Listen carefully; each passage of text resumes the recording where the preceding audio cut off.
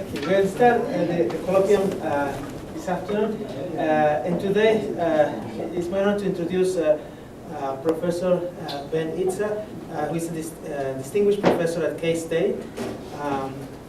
He's also a fellow of the American Physical Society, and he's leading the James McDonald's Laboratory.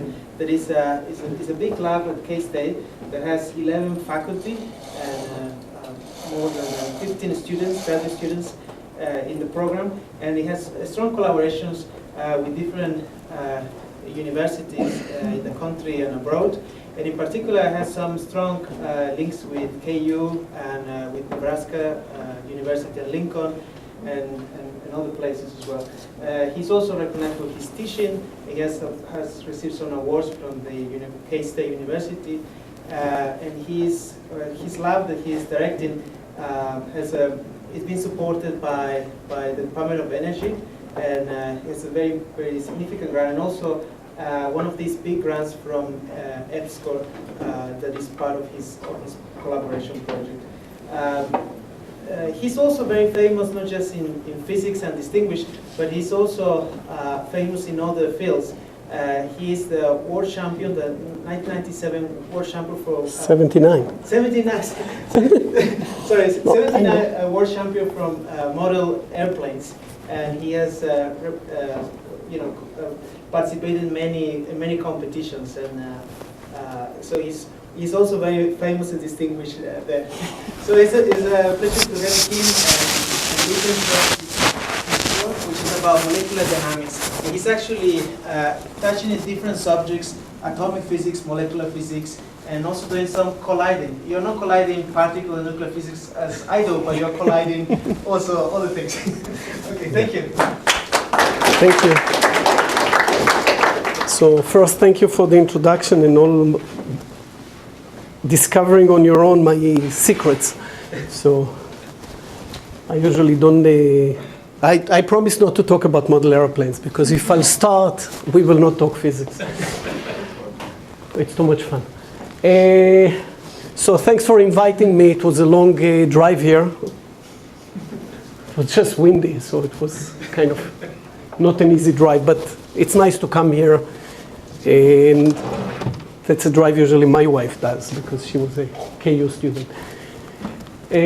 I'll talk about molecular dynamics that are driven by an intense few-cycle laser pulse. And the work is done in a J.R. McDonald, and please no capital C's there.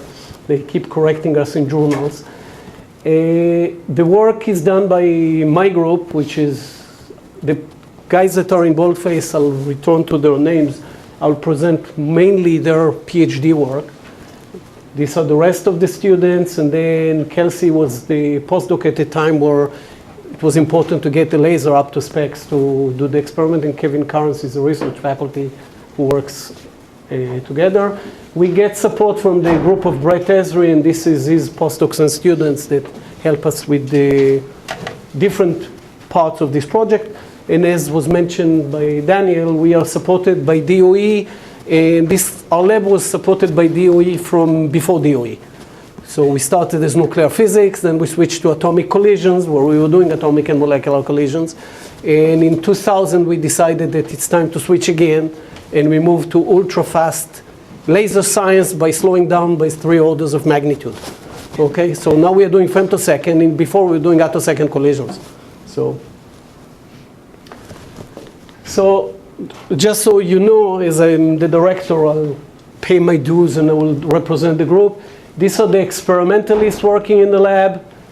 These are the theorists that are working on the same theme of ultra-fast dynamics in atoms, molecules, or surfaces. And we have 3 research faculty. Lukoc was the leader of our group before me, and he retired. And we have 3 additional experimentalists that are doing AMO research in the lab, but they're not supported by DOE, and their research interest is with a different focus. Okay? These 2 are working mostly on frequency comms and fiber lasers, and Brett DePaula is working more on trapping cold rubidium and studying population transfers there. All this group has a common interest of studying dynamics and studying by using the laser as either the probe, the pump. Measurement. So first of all, I apologize. Most of my talks will be addressing different parts of the audience. I understand that we have a diverse audience, so I try to mix it a little bit. So first of all, what do we mean by intense in this context? So we have a laser pulse, so we have an electric field that is oscillating, and we are talking about an electric field that is introduced by the laser that can introduce fields that are of the order of an atomic unit. Just for comparison, an atomic unit, for those who don't remember, this is the way they are defined, but an atomic unit is the field experienced by the electron in the ground state of hydrogen. So we are not perturbing the system. We are completely competing with the internal forces, okay? Or we can compete. We can go and always turn it down and go back to the perturbative regime and see how things are changing. But what we're doing is strong field modification of the system and see how the system responds. What we mean by, and again, people are talking about ultra short pulses or ultra fast laser science or few cycle pulses. All of them are basically, we are talking about pulses that have way less oscillation that I drew there within the envelope. So we have an envelope, we have a carrier that is oscillating, and when I will talk about a few cycles, I'll talk about less than 2. Or sometimes we'll talk about a little bit more than that. Okay, so that's what we talk about ultra short. And ultra short has to be taken into the context of what time scale we are trying to probe. So if we are talking about electronic motion, then we need to have attoseconds. And I'll show that some of the work goes that short. The pulses, most of what at least my group is trying to do, my students and my postdoc, is treat things on the femtosecond time scale, and that's the time scale of vibrational motion or dissociation dynamics within molecules. If we'll go to rotation within molecules, we're talking picoseconds. And again, we can do that. The lasers allow us. We have 3 lasers in the lab. This is the high frequency one. This is the high power one. Both of them are state-of-the-art new lasers, which allow us to do a lot of different experiments by using the right laser for the measurement. We do share the equipment, and laser beams are going from one place to the other within the lab. Okay? So here is an example of a phenomenon that occurs when you are shining a very strong laser field on matter. So if you shine on an atom in the gas phase, a field that is that strong, you can ionize an electron from within, and then the electron can accelerate in the field, and because the field flips back, it's almost guaranteed that the electron is just going to hit back the ion that is left behind, but that electron gained a lot of energy in the field. So now if the electron will recombine, which the chances are small, but with the small probability there is some recombination, then this recombined electron can emit high energy photons in this process. And this is called high harmonic generation. It can be shown that this is the typical spectrum. It falls off exponentially. Then there is a flat part called a plateau, and then a cutoff. And you can get to 100 eV, to 150 eV, even to a kV. People have demonstrated in the lab. So on a tabletop laser system, you can generate light that goes into the soft XUV. And people are trying to push it. Okay? The flux is not extremely high because the recombination probability is small. Okay? Here is an example of a theoretical prediction from our theory group of Chi-Dong Lin. The problem of that, this is very appealing. You have an XUV source in the lab. You can use it, for example, to excite specific molecular states or atomic systems. The problem is the flux of the photons is low, so Chi-Dong Lin came up with people are looking for ways how to enhance the harmonic generation. So one of such idea was coming from the theory. If you use a near IR, that's what you expect. This includes also the macroscopic effect of the propagation of the light within the high density gas where you're generating the harmonics. The phenomena is really not purely an atomic phenomena. It has also a macroscopic part to it. This is a calculation that includes also the macroscopic behavior. And they can show that by taking the driving field, omega, which is in the near IR, like 800 nanometer, and adding the third harmonic that you generate separately, especially ethereals can do it easily, then you can mix them and play with the phase, and that's where the optimization is let's optimize the ratio of the amplitude and the phase, and they get an enhancement that is, depending which part of the spectrum, it's orders of magnitude. Now, yes? I'm assuming your laser polarization is fixed? All this work is for linearly polarized light. We can go to elliptically polarized or circular, but everything that I will show is practically with linearly polarized light. That's why I said the field just go back and forth. If you go circular, high harmonic generation will be suppressed because the electron will start missing the parent. Okay? So by mixing that, we took him seriously, and we are working exactly on this experiment. The first step that we have done, these are very recent measurements, okay? And basically the measurements are by mixing the fundamental with the second harmonic, which is easier to generate in high enough.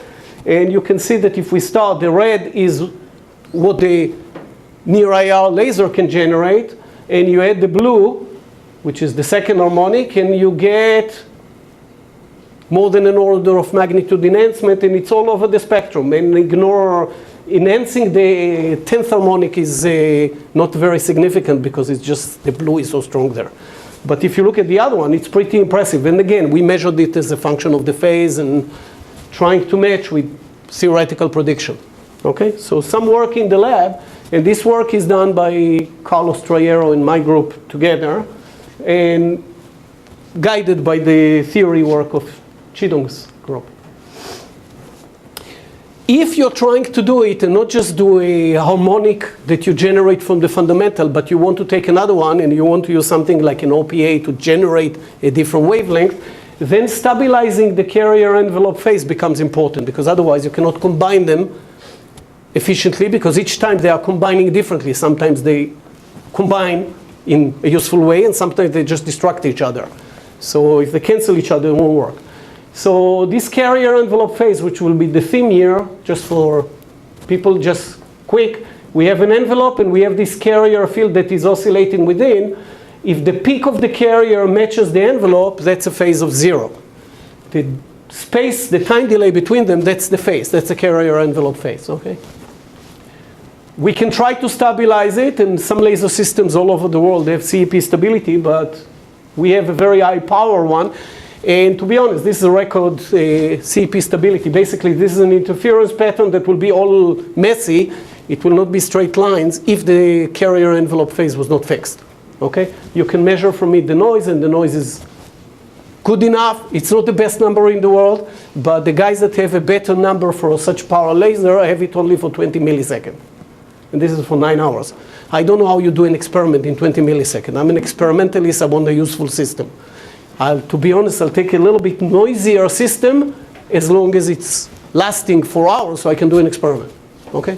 And to be honest, it's for 9 hours just because we got tired and went home. So in principle, we don't see a reason why it cannot last as long as the experiment needs to last. Okay? So again, the carrier envelope phase, which is here defined mathematically, is important, for example, if you want to generate single attosecond pulses. To do that, what you do is you go to the high harmonic spectrum toward the edge where the cutoff appears, and you try to gate it and generate an attosecond pulse out of it. Okay? Basically, you need to generate enough bandwidth so when you Fourier transform it, you get a shorter pulse. Okay? That's the name of the game. Okay? Short pulse means broad bandwidth. Okay? It's just a Fourier transform. If you're trying to combine colors, like I explained before, you want to keep the CEP stable and so on. There are many applications that stability of CEP is important, and that's why we are pushing it. And again, I call CEP being 0 when it points up and 180 when it goes down. And you see what it does, it changes this field strength preference. For CEP 0, the field is stronger going up than down, because down doesn't reach the top tip of the envelope. And as we are doing nonlinear phenomena, which means the phenomena we are observing might depend in a high power on the field strength. things might happen when you're changing the phase from 0 to 180. Okay?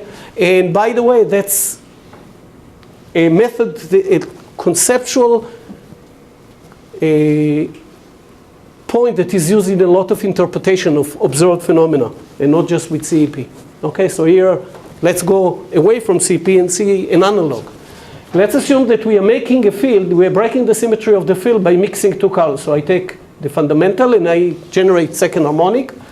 And you can see that if I go from phi equals 0, I broke the symmetry, the field up is bigger than down. If I go to 180, it will just flip. If I go to 90, it becomes all distorted, so we can do funny things to the field. And then here is an experiment that comes from the University in Virginia, my former postdoc graduate work. She measured basically O2 plus fragments coming from oxygen molecules, and she has shown that when the phase is 0, I labeled the O2 0, meaning the O2 plus most likely came with an O neutral, and you can see that it prefers to go down, and when you go to pi, it prefers to go up. And the interpretation, if you read their paper, is based on the fact of which direction the electron prefers to go relative to the direction of the strength of the field. Okay, so the argument is based on the field strength. Okay, and a lot of phenomena that are interpreted, either two-color or multicolor or CEP, are using these arguments. Okay, I'll try to convince you that that's not necessarily the only way to think about it. Okay. So let's go back to CEP. So instead of now doing a two-color control, we can work harder, stabilize the laser, and try to do the same with a CEP control. By the way, the science behind it is very similar. So if you are trying to learn something about the system, it might be easier sometimes to do a two-color experiment. It's much easier experimentally. So this is an experiment that was done on D2, where they looked at D pluses going either left to right, up and down, backward and forward. All these terms appear in literature. So they were calling it left and right. This depends on the geometry of the experiment. And you can see, as you change the phase, there are oscillations of the yield of D pluses going either left or right, and the symmetry parameter is defined just as the difference between left and right divided by the sum to normalize it. Okay? This phenomena is very strong. These oscillations are very strong at high kinetic energy release, or high energy of the fragments. If you go to low energy of the fragments, you see some very weak oscillations. You look at them at the 1D, they're barely there. Okay? And in that experiment, they couldn't do it. This was done by really stabilizing the laser at one value of CEP, then stepping it to a new one, measuring, stepping it, measuring, and so on. Okay? If you do it with linearly polarized light, you see that you have these high kinetic energy fragments. If you go to circular, they're gone. So their interpretation was that taking the electron to the continuum, accelerating it, banging it back into the molecule has to play a role. Okay, so their interpretation was based on the electron will tunnel out, will bang into the system and excite it up, and then when this guy goes downhill, it can go downhill, or it can de-excite and go out on here, and then the two interfere. But the electron recollision plays a key role. Okay, and again, if you read the interpretation, these are the two main things, but the field strength symmetry breakdown plays a key role in the interpretation. Here is an alternative way of thinking about it. And this one is not my work, it's the work of Brett Ezrich's group of theory. And this is where it appears first, but at least personally, if you're interested, I recommend reading this one. It's much easier derivation of the same phenomena. So here is an exact thing. You can solve, basically what they're doing is solving the time-dependent Schrödinger equation in the Born-Oppenheimer representation. This is what they do numerically, but this theory is solving nothing. It's just doing it generally, so we can see what's the general behavior. So if you write the equation, and you recognize that your field is periodic in the phase, then you can say, hey, let's just expand it as a series in the phase. And if you do that and plug it back, you get a list of coupled equations that I don't recommend solving. But the key thing is not solving the equation, is recognizing what happens if you write an observable. That's really the take-home message. If you look, take this general CEP theory, and again, this is a theory that is general for any periodic variable of a laser field. So you can use the two-color phase, the CEP phase, multicolor phases. You can use even other parameters as long as they're periodic. Okay? Here is the asymmetry that was measured, like for example in the D2 experiment. And if you plug it in and you calculate the observable, you can see that all the phase dependent is pulled out analytically here. And all the amplitude of the oscillation or the contrast is in this matrix element, that this is the part that is how to calculate. But I don't need to calculate it. For example, if I'm trying to ask the question, is what's the periodicity of my observable? I'm done. It's 2 pi. If n minus n prime is 1. Or if n minus n prime is 2, then I shouldn't have anything because it doesn't work. So it has to be an odd number. N minus n prime equals 3 might be my next order. So that guides me what to look in my spectra. So that's in a way the strength of this theory. It's exact. It doesn't allow me to really calculate the contrast, but it allows me to see how to find in the observable the phenomena that I'll try to show you. I'll try to demonstrate that. And these things are hard to guess if you're just thinking my field is stronger to the left. I will never think that I don't have the second order, like the 2 omega or the 3 omega is there. I have no idea, or how another observable behaves, and I'll show you a few. Okay? If I take this picture and I think about the process, then all I need is to excite to this state, stimulate emission down, and then these two pathways interfere, and they will interfere here between what is called bond softening and above threshold dissociation. And if I have two pathways and they interfere, I will see oscillations. That's basically what this theory is telling me. Except this will be at low KER. That's where the experiment before saw very weak oscillations. So we'll try to see them again. Okay, so now we'll do a tutorial. Just for a second, as I promised to talk a little bit about dynamics in molecules. Here is the way, two ways that we can look at them. So, and again, their equivalent is just convenience and what people are used to and so on. So you can look at photodissociation as we absorb one photon and then we are on the 2p sigma U states of H2 plus. This is just H2 plus, which is the reason we study. It's benchmark. We know how to calculate everything, okay, including the strong field solution, as long as we don't ionize it. So if you go here, it will dissociate and you will have the energy difference between this point and the infinity as the kinetic energy carried by the fragments, which I will call the kinetic energy release. Okay? Instead of looking at it this way, you can dress it, and dressing it meaning is just shift the curve by one photon, so subtract the photon energy, and now you have a crossing there. And at this crossing, these two curves are coupled. And as I'm strengthening the field, this coupling becomes stronger. So instead of looking at it as coupling and transitions, I can look at it in a stationary state and diagonalize my 2 by 2 matrix, and I'll get a gap, and then vibrational states in the gap will dissociate. That's what is called bond softening. The bond is softened by the presence of the field. So vibration levels that are below that line that cannot dissociate in a weak field will dissociate. Okay? And the stronger the field, the deeper you can get vibration levels to dissociate. Okay? Oops, wrong button. You can do the same with 3 photons. And again, you will have a higher peak there that will be called above threshold dissociation. Basically, the system absorbs more photon that it needs to dissociate. The name comes from an analog to above threshold ionization, an electron that appears in the continuum with 7 photons energy above what it needs to get released.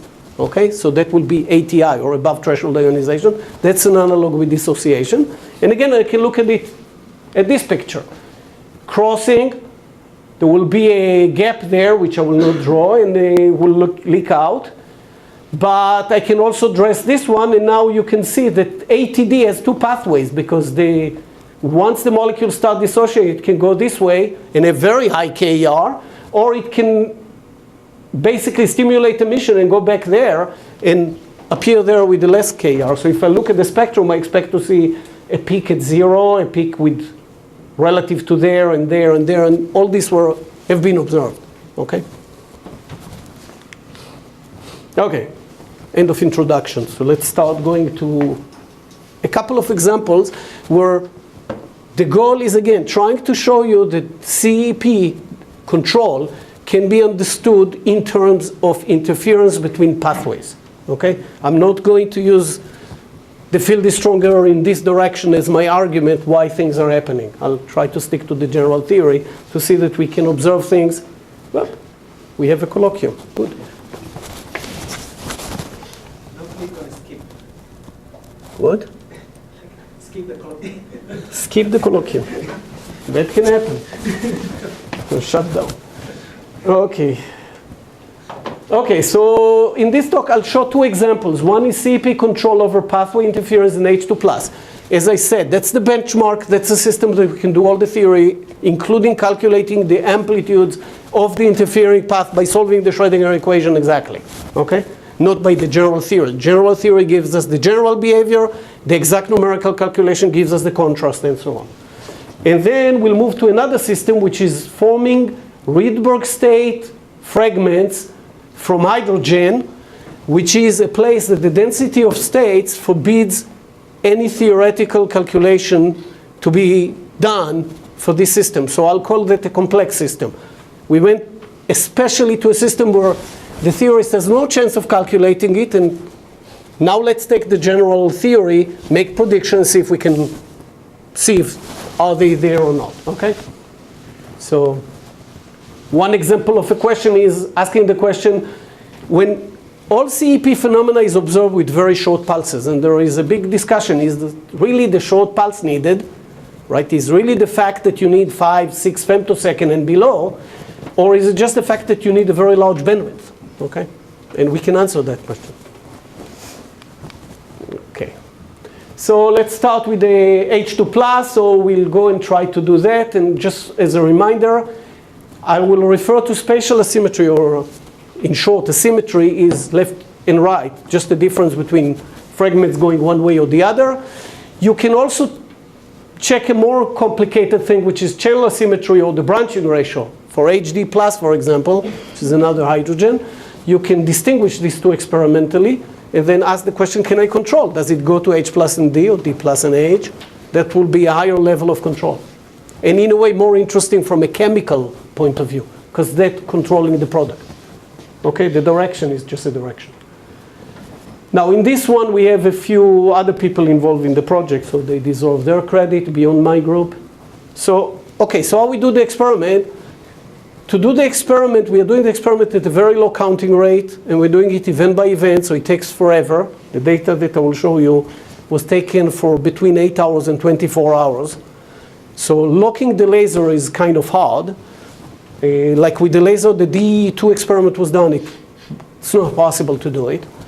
But instead what we do is we tag. We just measure the CEP for every individual event and record it as part of the information and then sort it afterwards. So basically we take the laser, we put it in a hollow core fiber with either neon or argon. That, because of cell phase modulation, broadens the spectrum. And then we use chirp mirrors to compress it. So we end up with a short pulse. Okay? And our short pulse is below 5 femtosecond. And the reason we go to tagging is we don't need wedges to scan through the CEP, and the wedges introduce other effects than just changing the CEP, so that's avoided. We gain the fact that we can run for a very long time, and that was demonstrated first by that student Nora in a collaboration with MPQ and I don't know, 5 more institute in an experiment that was done in MPQ. At the time we didn't have 5 femtosecond pulses, and it's in this paper, so you can really collect data for a very long time. And according to a paper from Jena by Max Saylor, the precision is even better than locking. So practically, unless you want to do something that you need to lock the CEP, you're better off with tagging. If you're planning to scan, don't scan. Just run it free and measure it. So you can ask the question, how do you measure it? Okay? And that's not our idea. Measuring the CEP is an idea that started by Paulus and Wiener in Jena, or before he was in Jena. Now he's at Jena. And basically discover, if you take the ATI spectra, you can see that the high energy part is changing with CEP. Okay? So basically, he measures, if you look at these electrons, you take the spectrum at this region and this region, and you gate on it, and that takes a while. Then each point here on this spectrum relates to some phase, and by doing some math, you can relate this theta really to the CEP. And you need to calibrate it, and once you calibrate it, basically you have the CEP. That's really not the CEP, it's just the relative CEP. You have no clue where is 0. 0 is somewhere around the circle, but you don't know where it is. Okay? But if you have that, and that's original, was called the phase potato because it looked really like a potato. If you do it right, basically both sides are identical, you get a circle. But it's how to make two detectors on both sides and all solid angles identical and a line. So usually it's a little bit distorted circle. So that's a good one because it's pretty close to circle. So basically our experiment will be, we'll take an ion beam, we'll break it. That's one experiment. And we take the light from the laser, we'll split it. Most of the beam will go here. The pulse is of the order of 5 femtosecond. Sometimes a little bit longer, sometimes a little bit shorter. And we take the rest of it and put it into the phase meter. We measure electrons going left and right. That generates the phase. We record this information with each individual molecule that breaks. And then we analyze all the data together and we look at the effect. Okay? And that experiment was done by Nora. Nora did the experiment in competition with my former student, Max Saylor, who is a postdoc of Paulus in Vienna. So we had a friendly competition. Because we started trying to do the experiment with this CEP locked laser and we failed, but he took the idea and he was trying to do it with Vienna, and we were racing to see who finishes the experiment first. Okay? So we finished, I think we submitted the paper a week or two after them. But they both were a PRL because they were independent work that was done in parallel. So it was a friendly race. Now we are writing together a follow-up PRA, so really friendly. So to understand how we image, think about our system. Our molecular ion is flying, the laser pulse is coming, that stopping is not important, and the two fragments hit the detector, the beam is collected in a small Faraday cup, and that protects the detector, also allows us to normalize things, and we have two hits on the detector. And you can see there is one flaw with this design, is I have no clue which one is the proton, which one is the hydrogen, and if, for example, I ionize and I have two protons, I have no idea. Okay? So to do that, that's why we had the spectrometer in the picture. There is a field here that accelerates the ion. So here you will see really how we do the experiment. So the electron was stripped from one of them, and it gets tagged by the fact that the small DC field accelerates it, gives it an additional acceleration. So first hit on the detector is always a proton. If I have two protons, then I have two first hits. Like I have two hits that are very close to each other. And I can distinguish them. And if this is an example, we did the H3 plus molecule, just for demonstration purposes. And you can see that for H3 plus, I can distinguish every single combination of charge or neutral fragments, and I always measure all the fragments. We can do coincidence of 2 fragments or 3 fragments, and we measure for each one of them the time and position, so we can calculate the momenta. So we go back now to this experiment. We do the imaging of 2, we get the momenta. This is a picture of the momenta of the channel, H plus and H neutral. And you can see the red stripes. These are vibrational levels. That's the level of precision we get from the image. Okay, and the image is really, it's not an image. We are not taking a picture. It's individual dots. We can analyze one by one. And if we decide to take a slightly different cut, we can. Okay, just because it's all in event mode. This is the same picture, just plotting the kinetic energy release and the angle between the laser polarization and the velocity of the proton. And if you do that and set some gate, you can try to define basically what Nora was trying to define within these gates. The number that goes left, in her case up, and right, which is down, okay? But you were still using the left and right things, just because in the lab it was really left and right. Okay? If there is any inaccuracy in the image measurement, like the detector is not uniform, that will cause an overall asymmetry offset. But it cannot be phase dependent. So remember, we're not looking for an offset, unfortunately. It's very interesting to measure the offset, but that's much harder. So that might happen later, but we haven't done that yet. So we are not worried about that, and we can go and look at phases, but we can ask the question, what do we expect?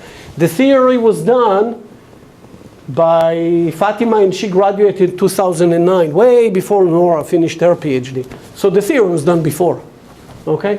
And to be honest, they did the theory, the first calculation with 7 femtosecond pulses, and that was just too long. The pulses were too long to see a CEP dependence experimentally. That's why Max's Saylor experiment failed.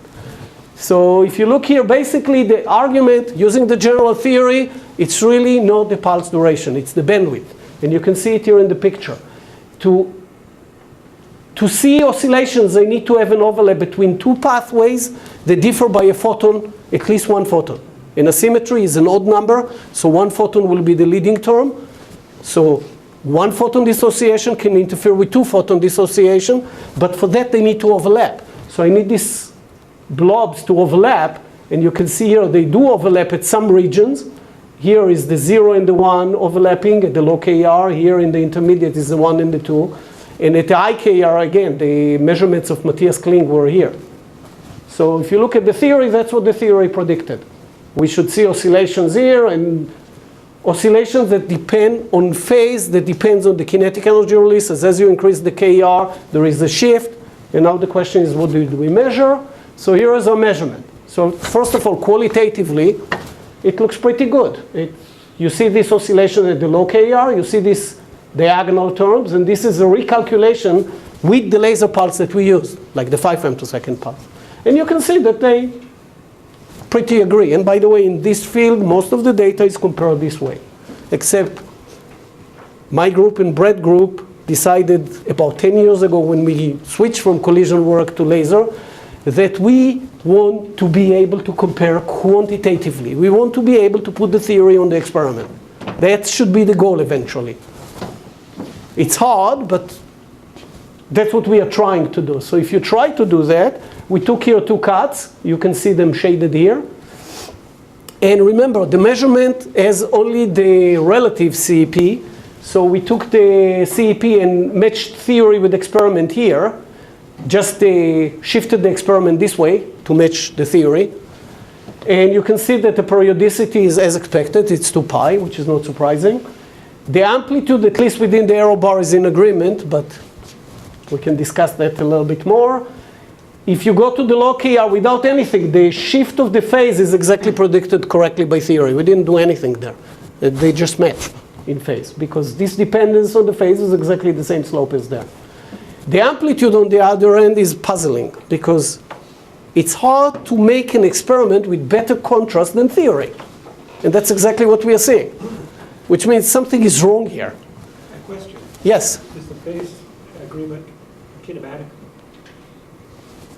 Is the phase agreement kinematic, guaranteed by a symmetry? No. Why not? How could it go wrong? How could you have gotten that wrong? Or how could the theory have gotten that wrong? I don't know. Well, we don't know either. It's an honest question. No, So far it appears that the phase, there's only one phase in the problem. And that phase has to, everything is guided by that phase as far as I can follow. Yeah, but just look what is the phenomena is saying. Is as the molecule is dissociating with the different KR, the accumulation of phase along that path is different. And the theory is telling you how much it should accumulate, and that's exactly what the experiment is measuring. I agree with you. It should agree.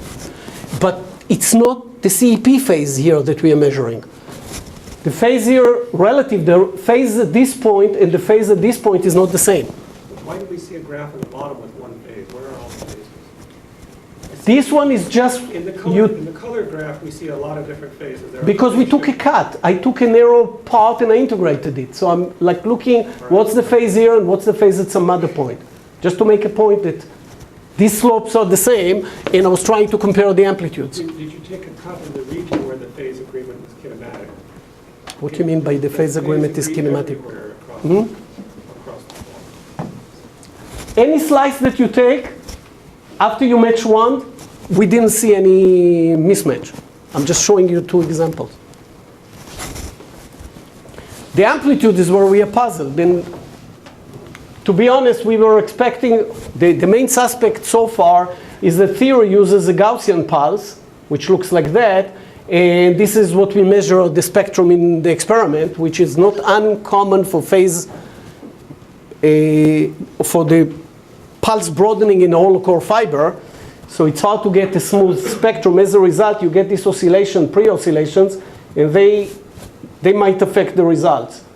Okay, so we are suspecting that, but to be honest, the more the theorists are trying to take the information from our pulse as it was measured, the worse is the agreement on the amplitude, which means there are some open questions there.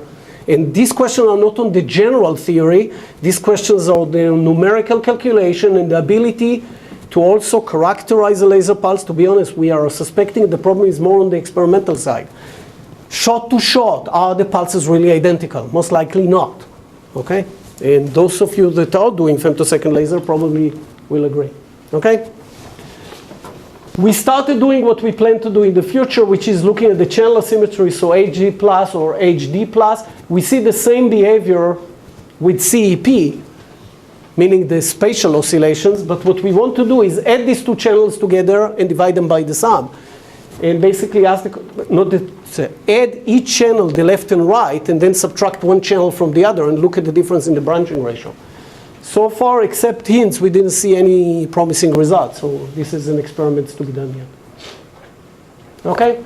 So to summarize, first of all, we demonstrated CEP control on the H2 plus, and this is an agreement with the prediction of the general theory. Numerically, the agreement is correct on the periodicity, which is kind of trivial. The phase dependence on KR is predicted correctly by theory. The amplitudes is a mystery, and right now we are suspecting mostly the experiment. And we are working on it, trying to improve it. So we are trying to improve that, and we are also trying to go and explore more this branching ratio issue, and also go to further molecules. Okay? So let's go to an example where we took the theory, the general theory, and went to a system intentionally where we have no hope of doing it, the numerical part, the part that allows us to calculate the amplitudes. So the idea was to test the general theory prediction. So 1 omega oscillation for a symmetry, 2 omega for the yield. Higher order is 3 omega and 4 omega. Can we observe the higher order ones? These higher orders will not come to our mind if we are thinking just the field is stronger one way or the other. It's this picture that allows us to think about this problem and look for them. Stronger CEP effects, shorter pulses. Is it a bandwidth or pulse duration? A question that I raised in the beginning.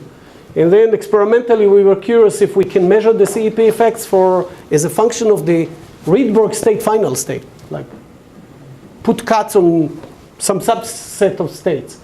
So the measurement is done by basically measuring neutrals that are flying on their own. They're just repelling each other and going to the detector. There is no field extraction. There is a jet. The laser is focused here, and the Rydberg state goes here. The only reason we are detecting it is because any excited hydrogen brings enough internal energy to the surface to eject an electron from the surface. So it's very efficient in producing a signal. It's amazing how easy it is to detect a neutral if it's excited. Okay? So you can see why it's hopeless. And if you're trying to ask how these stars are formed, there are different arguments how. I'm not going to get into it. I'm just going to say, I don't care. That's exactly why I chose this system. I want to choose a system that people don't even know how I get to these final states.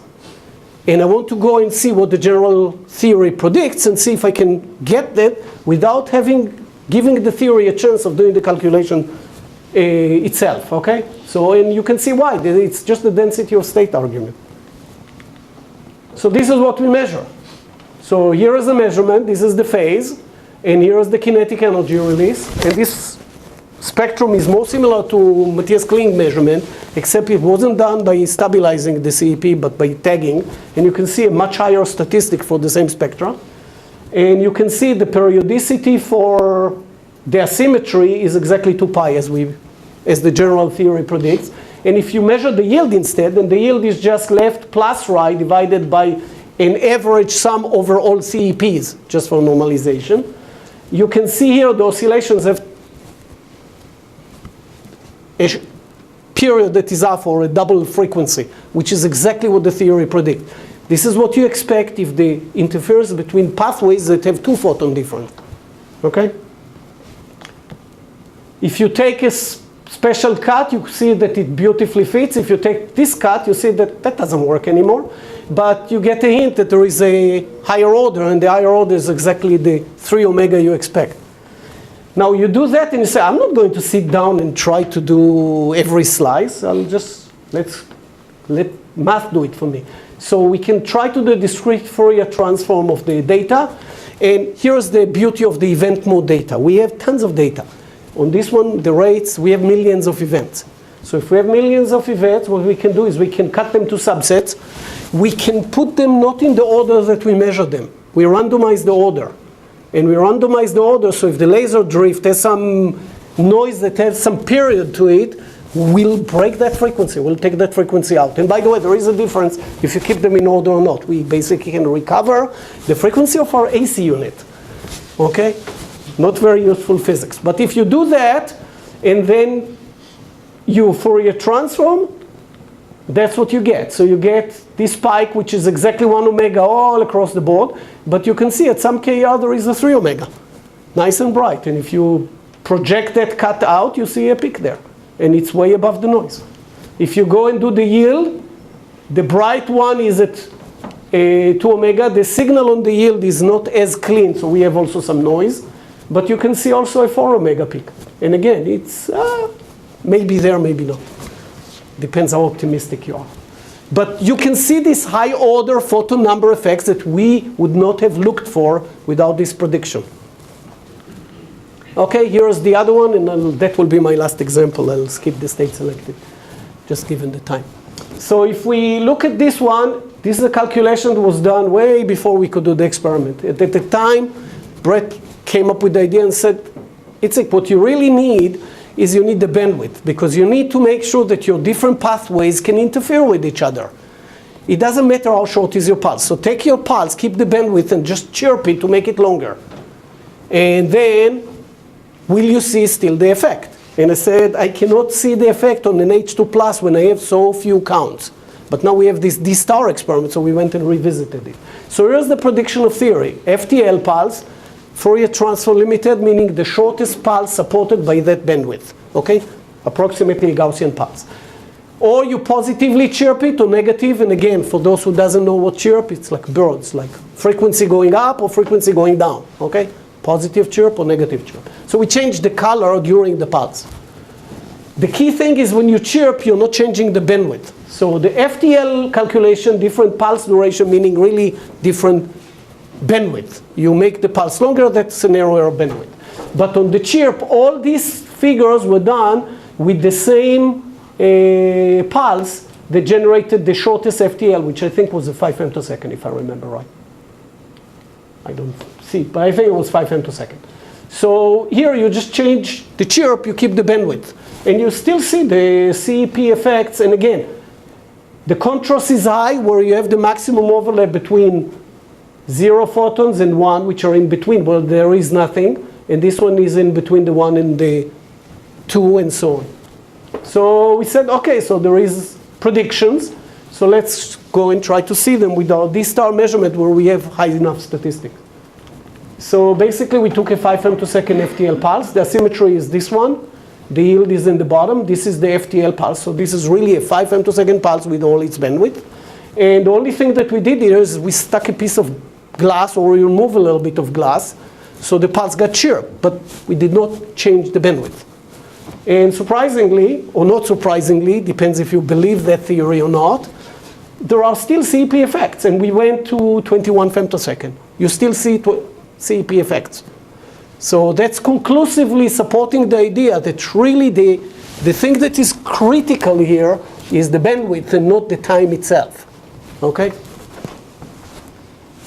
And we have done that for state selective, but it'll take me a while to explain it. So I'll just show you the picture, and you will see that if you take different subsets of end states that we distinguish by field ionizing the neutrals, you can see that the CEP dependence is different for different subsets. So there are more details there, but those I don't know how to interpret, because this I cannot rely on the general theory. Now we need to go and really identify the pathway and try to understand the details, and this is almost hopeless right now on the level that theory can handle a problem.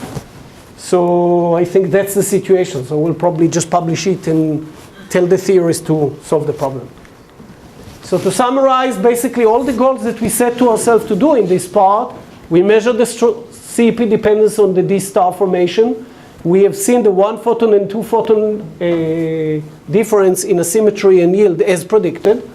We have seen also high order effects. We demonstrated that the broad bandwidth is required experimentally and not just theoretically. And that paper is hopefully will be submitted soon. And we also have shown that the CEP effects do depend on the subset of final states of the D star.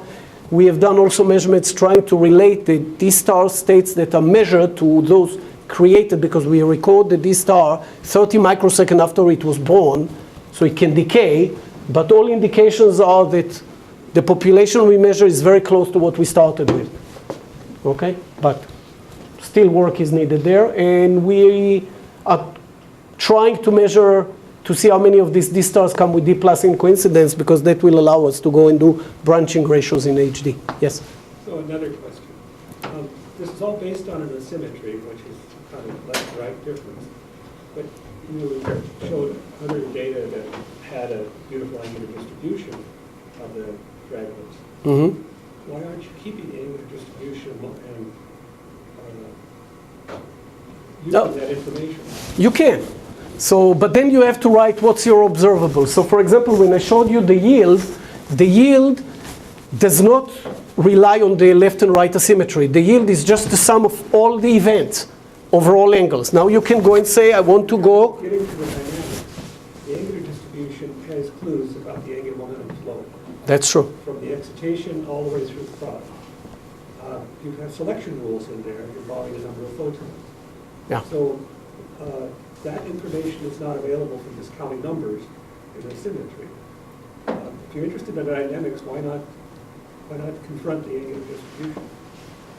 We will. And we, as I said, all the information is there. And the problem is the following. The angular distribution that we have measured is very high quality for the D star, where we cannot do the theory easily. We will still look at it and see what information we can get, at least qualitatively, but we cannot do it quantitatively. It's just a problem we don't know how to solve. On the H2+, the quality of our data doesn't allow us to do it. The difference between a D2 measurement and an H2+ measurement, so just so people realize, an H2+ measurement, the target density of an H2+ is about 3 orders of magnitude below our ultra-high vacuum pressure. Okay, so I just don't have enough target. So the experiment is done at a few hertz, so I just don't have enough statistics to take advantage of the whole angular distribution. I agree with you that that's where the information should be targeted, but I don't know how to do it on an ion beam because of statistics, and where I know how to do it, the theorists don't know how to do the theory. Well, the theorists are supposed to know how to make a general decomposition where there's a list of angular momentum components which then translates into an angular distribution. Yeah. And they can't necessarily compute the components in advance, but they could correlate the matrix elements that are unknown with your final cross-section. Your final multiphoton cross-section have that information. So there's a general procedure which is halfway between knowing nothing and knowing everything. I agree, and I think that in a way I would like them to try to use the general theory that they have and try to identify an angular observable. Then we can try to probe it. And that's what they're working on. But I don't have an expression yet, so it's hard for me to work with it. But I agree, that's completely an important piece of the information.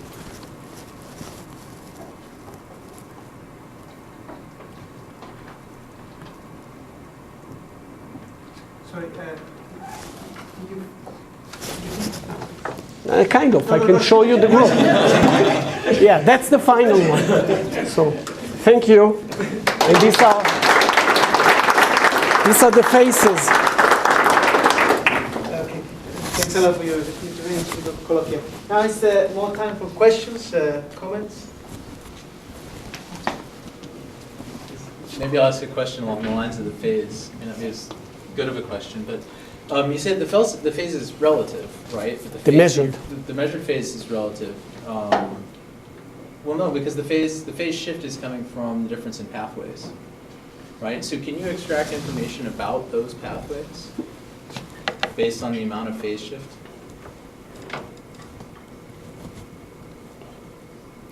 If you can do the exact calculation, probably yes. Like basically the H2 plus measurement, the diagonal, the phase dependence there, that's basically the phase you're talking about. It's the relative phase coming from the fact that your path is changing because you're hitting it at a different part of the slope. Mm-hmm. So that's a relative phase within the dynamic system. That's not the laser phase.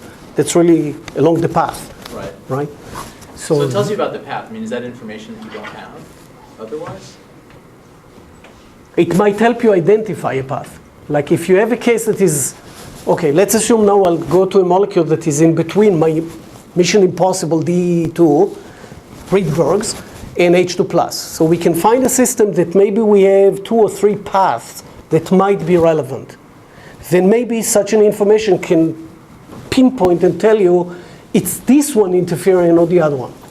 Because there will be, the different path will be associated with a different phase accumulation, and as a result, maybe we can use this information to nail them down. But we haven't done that. So I'm speculating now, but I think you're right, that will give that information. Any other comments?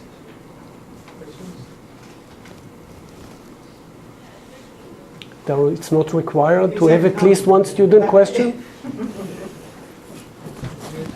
Just putting a little bit of pressure on. For your first question, was this Yeah. early in the That's true, that's true. Well, I want to ask you a question. Can you tell us about the more about the technique of time of flight and whether you have that you use in your work? Is that also going to inspire some creation of also your own passion of what a place can use? No, let's not go that way. Basically, my model aeroplane competition is on time of flight, and for years I was doing time of flight. Then we moved to coincidence time of flight. But coincidence time of flight is just, even though it's coincidence, it tells you the channel, it's still 1D. And as was pointed out, the angular dependence is critical if you're really trying to pinpoint what is happening. So we moved to 3-dimensional coincidence momentum imaging. So we measure all the fragments in coincidence, so we still know the channel, but we get the momentum of every individual fragment, and as a result we can reconstruct at least the final state, right? As it takes something to relate it to where we came from, so either you have to make some approximation or you need to calculate it, and now the question is how you do it. But this is all the information you can gain kinematically about the process, like from a kinematic measurement. So that's as complete as the measurement can get. Okay. Thanks again. Sure.